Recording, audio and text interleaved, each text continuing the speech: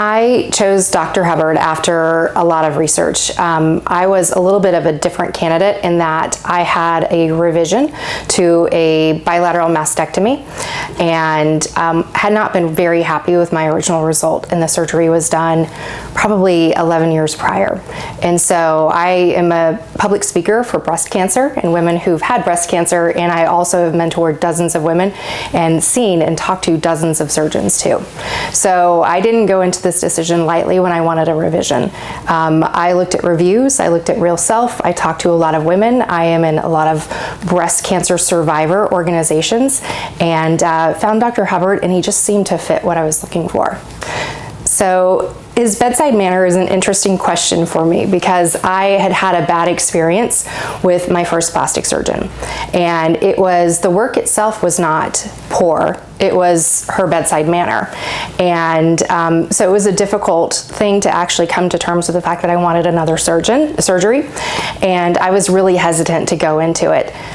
His bedside manner was almost disarming. I felt like he was very friendly.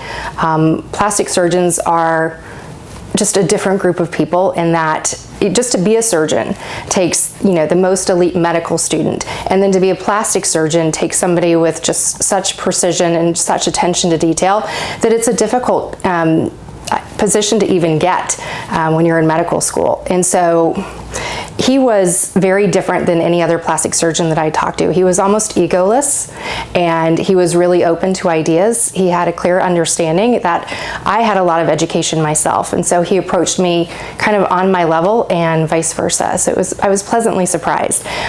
He also nixed a couple of things because I brought some ideas with him. I was kind of thinking that I wanted to remove my implants and go a different direction, and he sort of gave me the pros and cons of all of the options that I was looking at.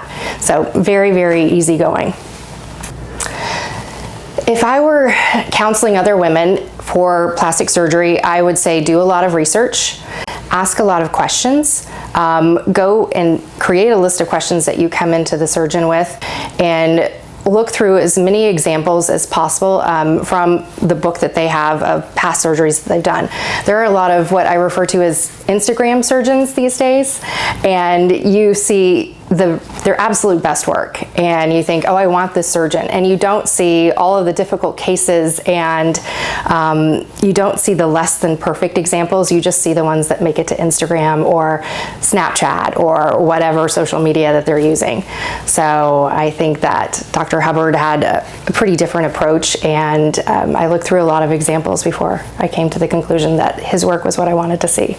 I would absolutely wholeheartedly refer Dr. Hubbard to anyone. I had a condition that was costochondritis because my original implants were under the muscle, and he suggested I go over the muscle because I had a lot of what's called motion deformity, which is basically when you flex your chest muscles, which you do, raising your hand, getting out of the tub, anything, your nipples essentially go up to your armpits, and it's pretty awkward looking and not something that I would recommend, but something that a lot of women with breast cancer wind up having.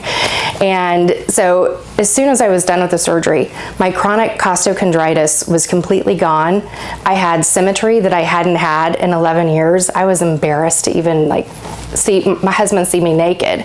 And I was in tears because his work was so good. So not only have I recommended him to a lot of women inside of my breast cancer survivor group, but I've had several friends that have gone to see him for consultations. He's the best. He really is.